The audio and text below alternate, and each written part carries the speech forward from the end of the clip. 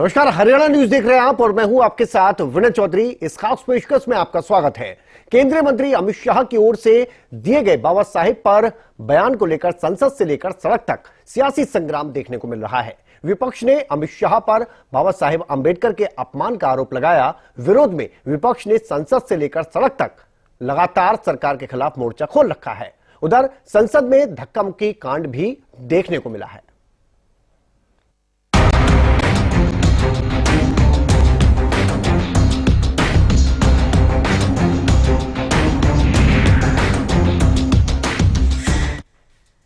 तो बाबा साहेब अंबेडकर के मुद्दे पर सियासी विवाद लगातार बढ़ता जा रहा है।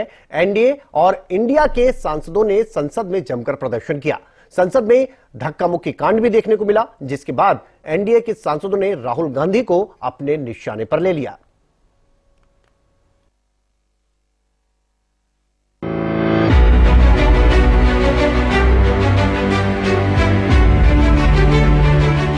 राज्यसभा में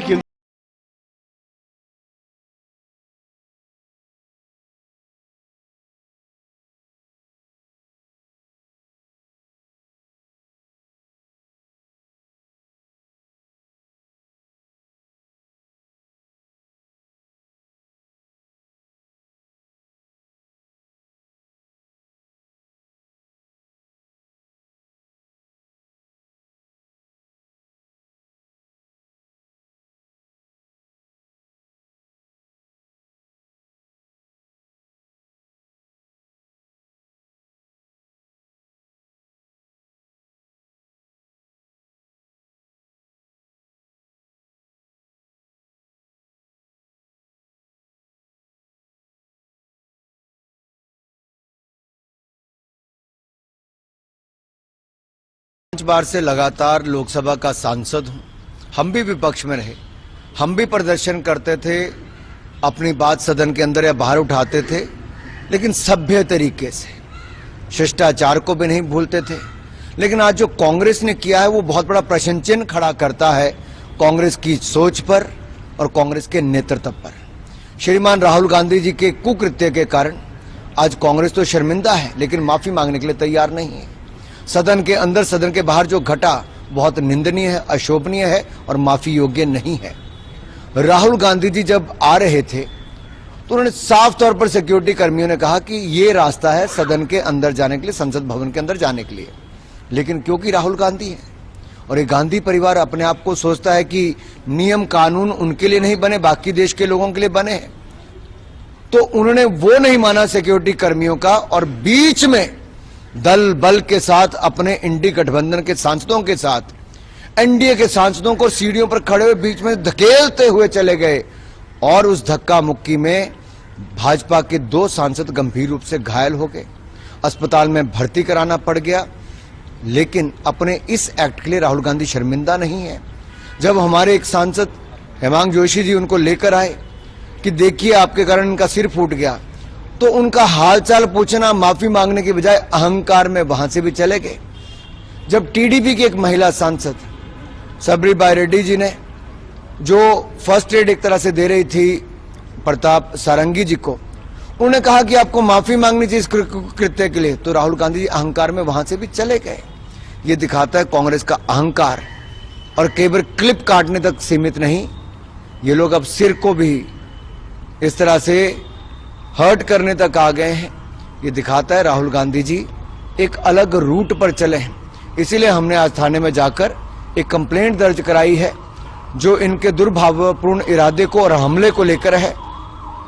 और इसमें धाराएं जो लगाई गई हैं वो 109, 115, 117, 125, 131 और 351 धारा के अंतर्गत हमने मुकदमा दर्ज कराया। हमने जो कंप्लेंट दर्ज कराई है और हमने पुलिस से कहा है कि आप उचित जांच करें और उचित कार्रवाई करें। महिला सांसद आपकी तरफ से आदिवासी महिला के साथ बदसलूकी। नागालैंड की हमारी सांसद जो हैं कोनाक जी, उन्होंने क्या कहा? उन्होंने कहा कि जब मैं सीढ़ी पर खड़ी थी तो राहुल गांधी जिस तरह से जो भाषा मेरे प्रति बोल कर गए और जिस तरह से मेरी अप्रोच किए, सहम गई थी बिल्कुल से। क्या राहुल गांधी जी को यह मंजूर नहीं कि एक नागालैंड की महिला सांसद को जो चेयर पर बैठने का मौका मिलता सदन चलाने का, कि जिस तरह का व्यवहार उनके प्रति उन्होंने किया है एक महिला सांसद के प्रति, राहुल गांधी जी को उनसे तो उसी समय माफी मांग।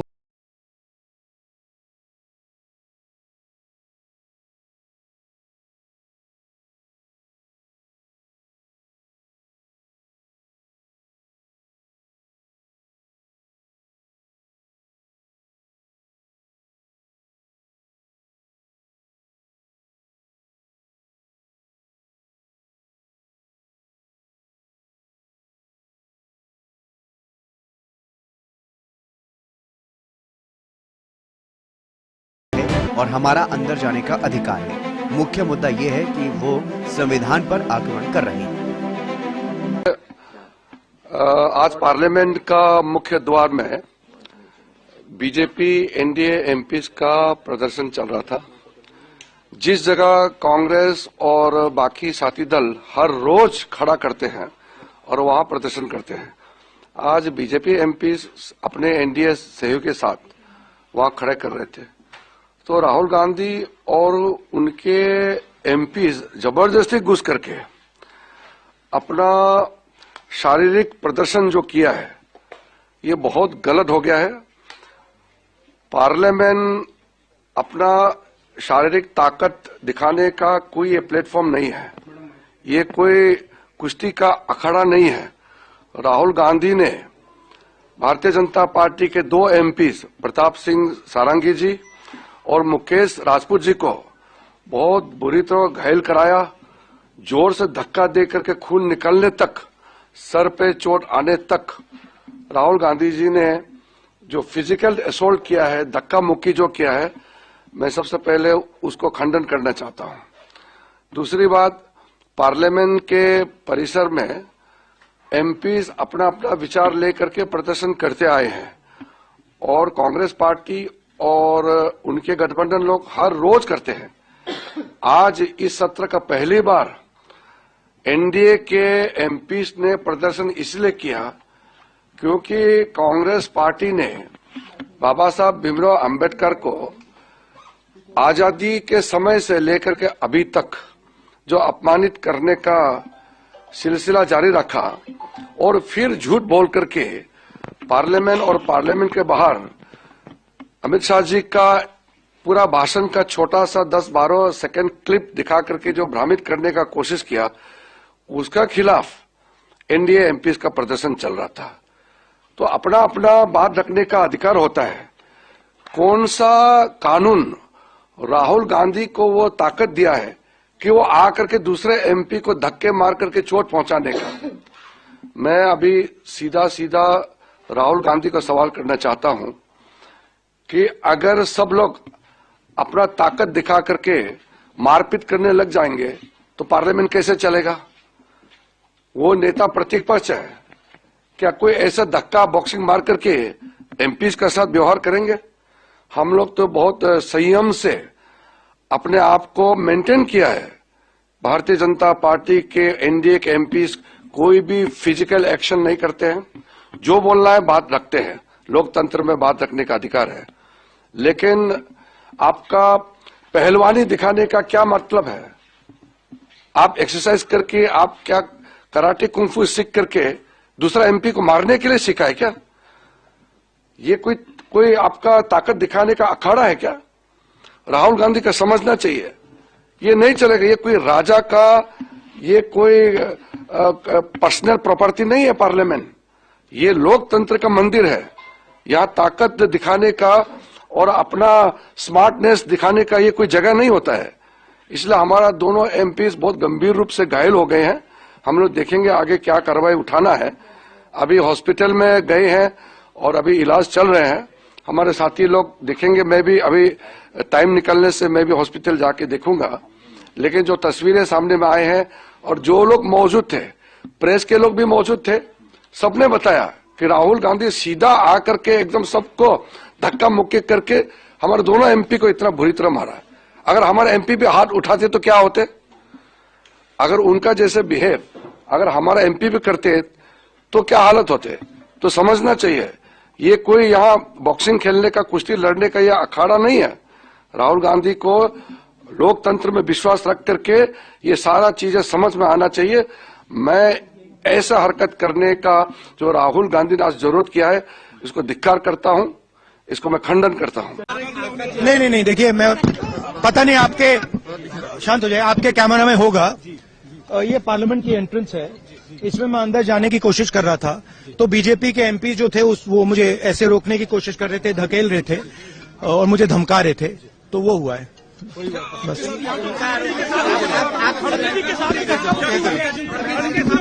नहीं देखिए, हाँ किया है, मगर ठीक है, कोई मतलब धक्का मुक्की से हमें कुछ होता नहीं है, मगर ये एंट्रेंस है पार्लियामेंट हाउस की और हमारा अधिकार है अंदर जाने का, और बीजेपी के जो मेंबर्स हैं वो हमें अंदर जाने से रोक रहे थे। अंबेडकर विवाद पर एनडीए और इंडिया के नेताओं के बीच इस मुद्दे पर जुबानी जंग जारी है। राहुल जी बी आर अम्बेडकर जी की फोटो लेकर शांतिपूर्वक जय भीम के नारे को बोलते हुए संसद में जा रहे थे। संसद में जाने से किसने रोका? आप देख लीजिए, हम इतने दिनों से प्रोटेस्ट कर रहे हैं, साइड में प्रोटेस्ट कर रहे हैं, जो भी आ रहा है जा रहा है, उसको पूरा रास्ता है।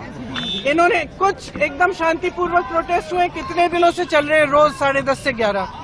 आज पहली बार इन्होंने प्रोटेस्ट किया, सबको रोक दिया और उसके बाद धक्का मुक्की और ये गुंडागर्दी, और अब सिर्फ अमित शाह जी की खाल बचाने के लिए ये अब इन्होंने साजिश शुरू की है कि भैया ने किसी को धक्का मारा, ये वो। मेरी आंखों के सामने आप सबने देखा होगा, खड़गे जी को धक्का मार के जमीन पे गिराया, उसके बाद एक सीपीएम के एमपी को धक्का मारा, उनके ऊपर गिरे, खड़गे जी के ऊपर।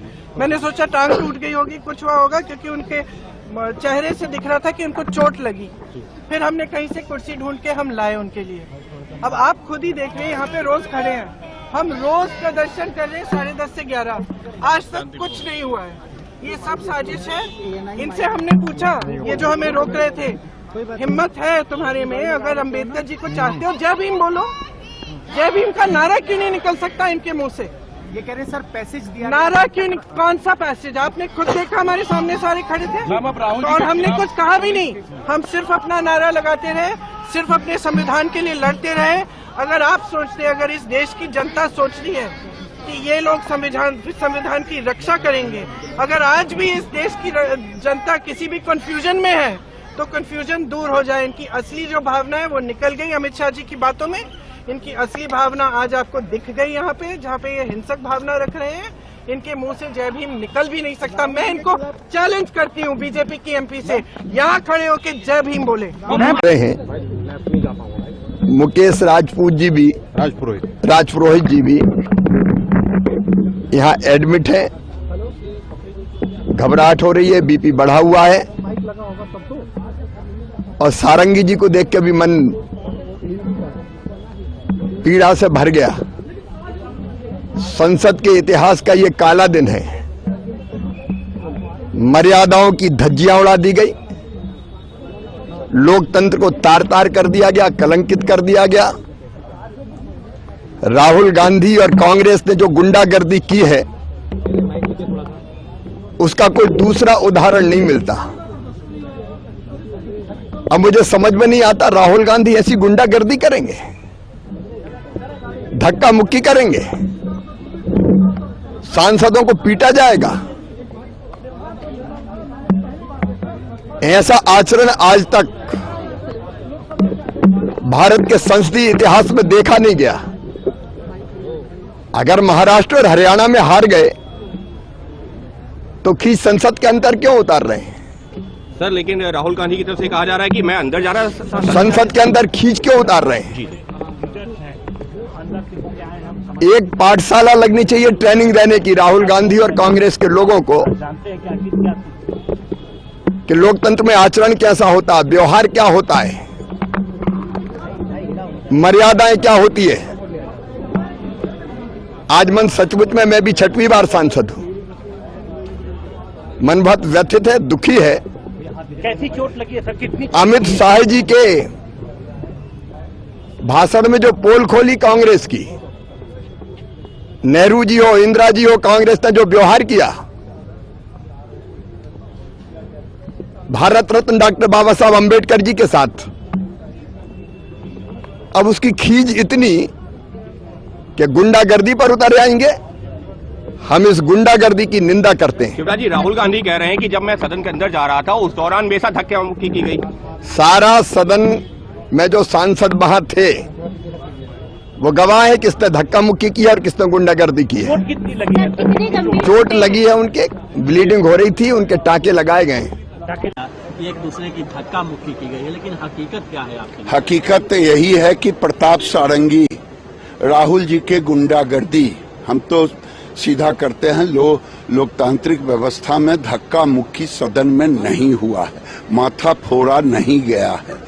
ये अब नौटंकी कर रहे हैं शर्म के मारे, और इसीलिए ये माहौल क्रिएट करने की कोशिश करते हैं। 2 आदमी अस्पताल चला गया बिना धक्के का, ये आज तक लोकतंत्र में हुआ था। इसको तो कहा जाएगा कि अराजकता का माहौल बना रहा है। मैं समझती हूँ कि भारतीय जनता पार्टी वाले के लोगों को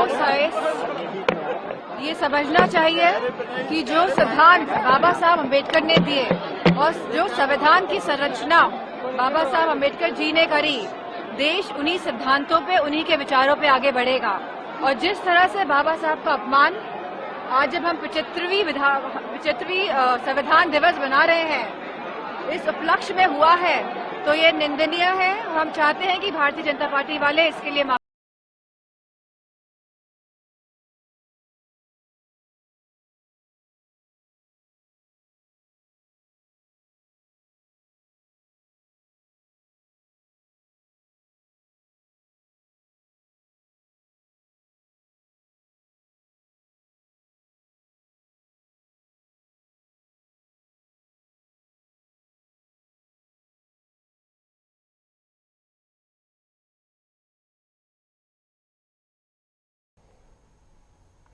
तो सिर्फ दिल्ली में नहीं, हरियाणा में भी बाबा साहेब को लेकर सियासी घमासान देखने को मिल रहा है। एक और जहां प्रदेश के दिग्गज बीजेपी नेता अमित शाह के समर्थन में खड़े हुए हैं, तो वहीं कांग्रेसी नेता अमित शाह के इस्तीफे की मांग कर रहे हैं।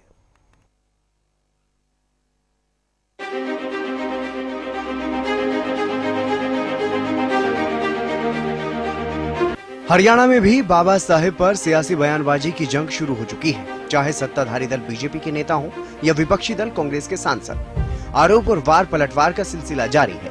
कांग्रेस जहां बीजेपी पर बाबा साहेब और संविधान के अपमान का आरोप लगा रही है, तो वहीं बीजेपी कांग्रेस की लोगों को गुमराह करने की साजिश बता रही है। सर, अमित शाह जी का बयान आया भीमराव अम्बेडकर को लेकर, वो तो पार्लियामेंट में हो गई बात, उस मुद्दे पर तो पार्लियामेंट भी एडजॉर्न हो चुकी है। जिस चेहरे के साथ लगातार 55 वर्षों तक कांग्रेस पार्टी इस देश के लोगों का, इस देश के गरीब का भाइयों शोषण करती रही और उन लोगों को अपमानित करती रही, भाइयों उसका वो पर्दाफाश कर रहे थे। और उन्होंने जब कांग्रेस का वो कार्यकाल था और कांग्रेस ने डॉक्टर भीमराव अंबेडकर जी, भाइयों जिसको अपमानित करने का काम ये कांग्रेस के पीढ़ियों ने किया है, जवाहरलाल नेहरू से लेकर के इंदिरा गांधी से लेकर के राजीव गांधी, और फिर उनका जो भाइयों एक प्रधानमंत्री बना और जिसको चलाने का काम ये सोनिया गांधी और राहुल गांधी करते थे, उसको ये अधिकार भी नहीं था कि अपनी तरफ से वो कोई एक शब्द भी बोल दे, भाइयों वो भी उसको पूछ करके बोलना पड़ता था। हमारे संसदीय प्रणाली की और पूरे लोकतंत्र की कैसे धज्जियां उड़ाई गई हैं। एक और बात करते हैं हम अपने संविधान को बचाने की और देश के एक एक नागरिक की, जिसको हक दिया है संविधान ने और जिसके मुख्य रचयिता डॉक्टर भीमराव अंबेडकर रहे। आज उनका अपमान भारतीय जनता पार्टी, इनके नेता खुद गृह मंत्री ने किया, और बजाय इसके कि प्रधानमंत्री जी इस बात को ठीक करें, वो उसी बचाव में लग गए हैं। कहने का अर्थ यह था कि आपको 50 सालों की अपने सत्ता में रहते हुए कभी बाबा साहब याद आया नहीं। अब नरेंद्र मोदी जी ने बाबा साहब को पूरी तरह से उनके इतिहास को जीवंत कर दिया है। देश के सामने उनकी जो भूमिका रही आजादी के आंदोलन में भी, देश के आर्थिक, सामाजिक, राजनीतिक में वातावरण में भी, अब पूरी तरह से दुनिया को बता दिया है। अब आपको बाबा साहब याद आ रहे हैं, लगातार बाबा साहब पुकार रहे हो, तो इतनी बार भगवान का ही नाम ले लो। हालांकि केंद्रीय गृह मंत्री अमित शाह की ओर से साफ कहा गया है कि वह उस पार्टी और उस संस्कृति से आता हूं जो सपने में भी बाबा साहेब और उनके विचारों का अपमान नहीं कर सकती। तथ्यों को तोड़ मरोड़ कर समाज में झूठ फैलाना कांग्रेस की पुरानी आदत है। वहीं विपक्ष शाह के इस्तीफे की मांग पर अड़ा हुआ है। Bureau report, Haryana news. तो बाबा साहेब पर इस सियासी विवाद की शुरुआत कैसे हुई और अब तक इस सियासी विवाद में क्या क्या हुआ है, इस रिपोर्ट के जरिए दिखाते हैं। बाबा साहेब पर सियासी विवाद लगातार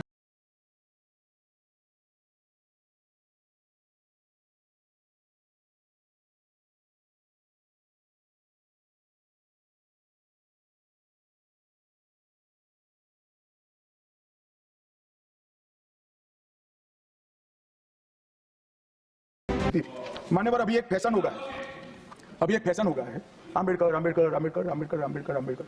इतना नाम अगर भगवान का लेते हैं तो 7 जन्मों तक स्वर्ग मिल जाता। राज्यसभा में केंद्रीय गृह मंत्री अमित शाह के बाबा साहेब डॉक्टर भीमराव अंबेडकर को लेकर दिए गए बयान पर विवाद बढ़ता जा रहा है, जिस पर अब राज्यसभा में नेता प्रतिपक्ष और कांग्रेस अध्यक्ष मल्लिकार्जुन खड़गे ने अमित शाह पर निशाना साधा और उनके इस्तीफे की मांग की। जो बाबा साहब का अपमान शाह ने किया है वो गलत है, इसीलिए आई डिमांड हिज रेसिग्नेशन।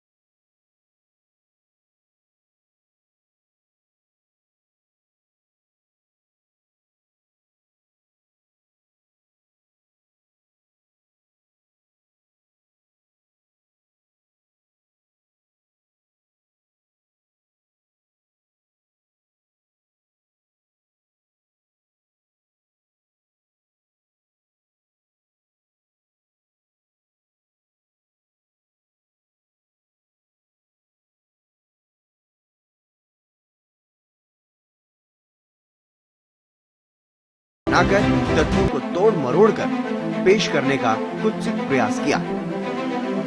मुझे आनंद होता अगर मेरे भाषण के मुद्दों के तथ्यों को वो चैलेंज देते।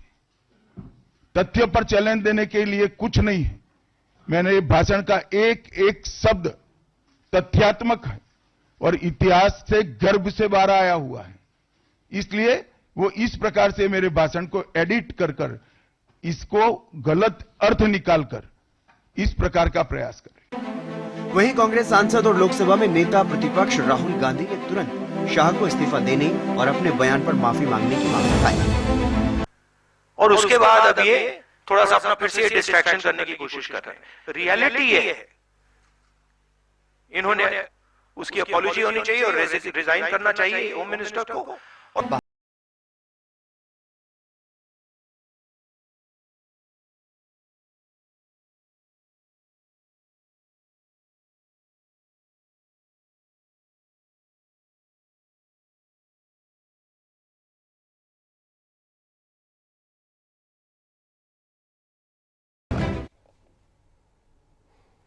तो बाबा साहेब अंबेडकर पर शुरू हुआ ये सियासी घमासान कब जाकर रुकेगा, ये तो आने वाला वक्त ही बताएगा, क्योंकि हंगामा हर रोज देखने को मिल रहा है। सदन की कार्यवाही बार बार स्थगित करनी पड़ रही है।